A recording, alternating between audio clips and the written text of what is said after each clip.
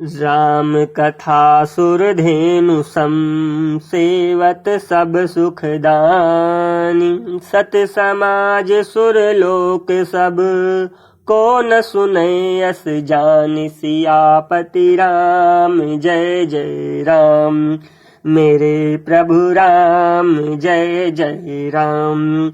श्री रामचंद्र जी की कथा कामधेनु के समान सेवा करने से सब सुखों को देने वाली है और सत्पुरुषों के समाज ही सब देवताओं के लोक हैं। ऐसा जानकर इसे कौन न सुनेगा। राम कथा सुंदर कर तारी, संशय बिहग उड़ाव निहारी। राम कथा कल बिटप कुठारी, सादर सुनु गिरिराज कुमारी।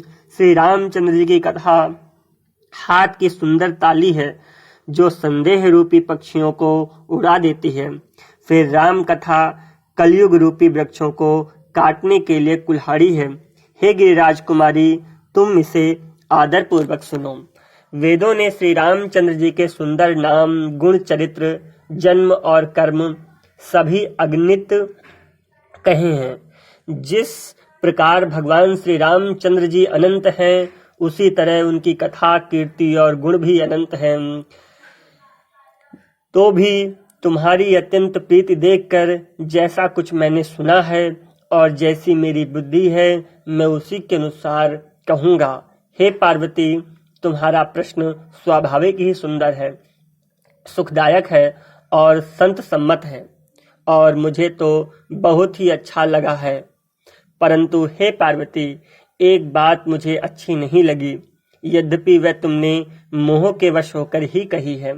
तुमने जो यह कहा कि वह राम कोई और हैं जिन्हें वेद गाते हैं और मुनिजन जिनका ध्यान करते हैं, जो मोह रूपी पिशाच के द्वार ग्रस्त हैं, पाखंडी हैं, भगवान के चरणों से विमुख हैं और जो झूठ सच कुछ भी नहीं जानते, ऐसे अधम मनुष्य ही इस तरह कहते सुनते हैं। जो अज्ञानी, मूर्ख, अंधे और भाग्यहीन हैं और जिनके मन रूपी दर्पण पर विषय रूपी काई जमी हुई है, जो व्यभिचारी, छली और बड़े कुटिल हैं और जिन्होंने कभी स्वप्न में भी संत समाज के दर्शन नहीं किए हैं और जिन्हें अपनी लाभ हानि नहीं सूझती, वह ही ऐसी वेद विरुद्ध बातें कहा करते हैं। जिनका हृदय रूपी दर्पण मैला है और जो नेत्रों से हीन है, वह बेचारे श्री रामचंद्र जी का रूप कैसे देख सकते हैं। जिनको निर्गुण सगुण का कुछ भी विवेक नहीं है, जो अनेक मनगढ़ंत बातें बाका करते हैं, जो श्री हरि की माया के वश में होकर जगत में जन्म मृत्यु के चक्र में भ्रमते फिरते हैं, उनके लिए कुछ भी कह डालना असंभव नहीं है। जिन्हें वायु का रोग हो गया हो, जो भूत के वश हो गए हैं और जो नशे में चूर हैं, ऐसे लोग विचार कर वचन नहीं बोलते। जिन्होंने महामोह रूपी मदिरा पी रखी है, उनके कहने पर कान न देना चाहिए, अर्थात उनकी बात पर ध्यान नहीं देना चाहिए। अपने हृदय में ऐसा विचार कर संदेह छोड़ दो और श्री रामचंद्र जी के चरणों को भजो। हे पार्वती, भ्रम रूपी अंधकार के नाश करने के लिए सूर्य की किरणों के समान मेरे वचनों को सुनो।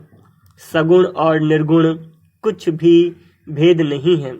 मुनि, पुराण, पंडित और वेद सभी ऐसा कहते हैं। जो निर्गुण, अरूप, निराकार, अलख, अव्यक्त और अनजन्मा है, वही भक्तों के प्रेमवश सगुण हो जाता है। जो निर्गुण है वही सगुण कैसे है? जैसे जल और ओले में भेद नहीं, दोनों जल ही हैं, ऐसे ही निर्गुण और सगुण एक ही है। जिनका नाम भ्रम रूपी अंधकार के मिटाने के लिए सूर्य है, उनके लिए मोह का प्रसंग भी कैसे कहा जा सकता है। श्री रामचंद्र जी सच्चिदानंद स्वरूप सूर्य हैं, वही वहाँ मोह रूपी रात्रि का लवलेश भी नहीं है। वह स्वभाव से ही प्रकाशमान भगवान हैं। वहाँ तो विज्ञान रूपी प्रातः काल भी नहीं होती। अज्ञान रूपी रात्रि हो तब तो विज्ञान रूपी प्रातः काल हो। भगवान तो नित्य ज्ञान स्वरूप है। हर्ष, शोक, ज्ञान, अज्ञान, अहता और अभिमान, ये सब जीव के धर्म हैं। श्री रामचंद्र जी तो व्यापक ब्रह्म, परमानंद स्वरूप, परात्पर प्रभु और पुराण स्वरूप हैं। इस बात को सारा जगत जानता है। जो पुराण पुरुष प्रसिद्ध हैं, प्रकाश के भंडार हैं, सब रूपों में प्रकट हैं, जीव, माया और जगत सबके स्वामी हैं। वही रघुकुल मणि श्री रामचंद्र जी मेरे स्वामी हैं। ऐसा कहकर शिव जी ने उनको मस्तक नवाया। अज्ञानी मनुष्य अपने भ्रम को समझते नहीं हैं और वह मूर्ख प्रभु श्री रामचंद्र जी पर उसका आरोप करते हैं। जैसे आकाश में बादलों का पर्दा देखकर कुविचारी अज्ञानी लोग कहते हैं कि बादलों ने सूर्य को ढक लिया है। जो मनुष्य आंख में उंगली लगाकर देखता है, उसके लिए तो दो चंद्रमा प्रत्यक्ष हैं। हे पार्वती, श्री रामचंद्र जी के विषय में इस प्रकार मोह की कल्पना करना वैसा ही है जैसा आकाश में अंधकार, धुएं और धूल का सोहना दिखाई पड़ना है। आकाश जैसे निर्मल और निर्लेप है, उसको कोई मलिन या स्पर्श नहीं कर सकता। इसी प्रकार भगवान श्री रामचंद्र जी नित्य निर्मल और निर्लेप हैं। विषय, इंद्रियां, इंद्रियों के देवता और जीवात्मा, ये सब एकाकी सहायता से एक चेतन होते हैं। अर्थात विषयों का प्रकाश इंद्रियों के देवताओं से और इंद्रिय देवताओं का चेतन जीवात्मा से प्रकाश होता है। इस प्रकार सबका जो परम प्रकाशक है, अर्थात जिससे इस सब का प्रकाश होता है, वही अनादि ब्रह्म अयोध्या नरेश श्री रामचंद्र जी है। यह जगत प्रकाशमय है और श्री रामचंद्र जी इसके प्रकाशक हैं।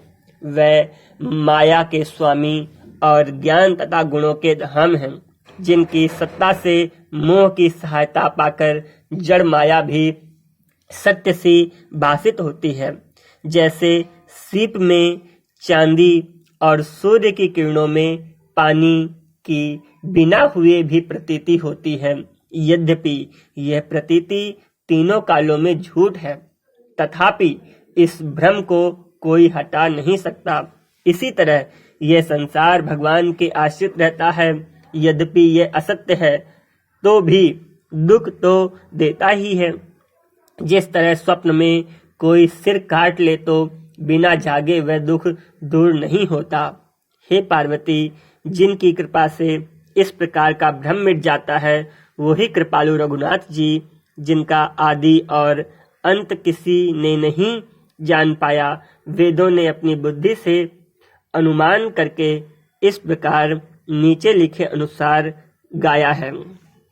वह ब्रह्म बिना ही पैर के चलता है, बिना ही कान के सुनता है, बिना ही हाथ के नाना प्रकार के काम करता है, बिना मुंह के ही सारे रसों का आनंद लेता है और बिना ही वाणी के बहुत योग्य वक्ता है।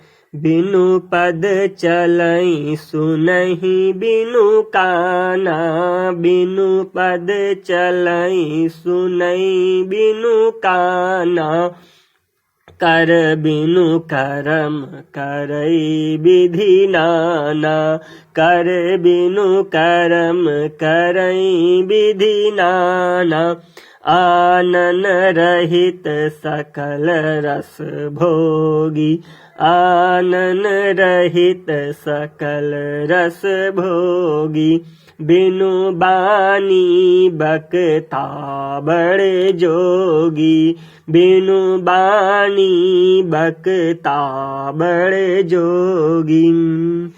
वह ब्रह्म बिना ही पैर के चलता है, बिना ही कान के सुनता है, बिना ही हाथ के नाना प्रकार के काम करता है, बिना मुंह के सारे रसों का आनंद लेता है और बिना ही वाणी के बहुत योग्य वक्ता है।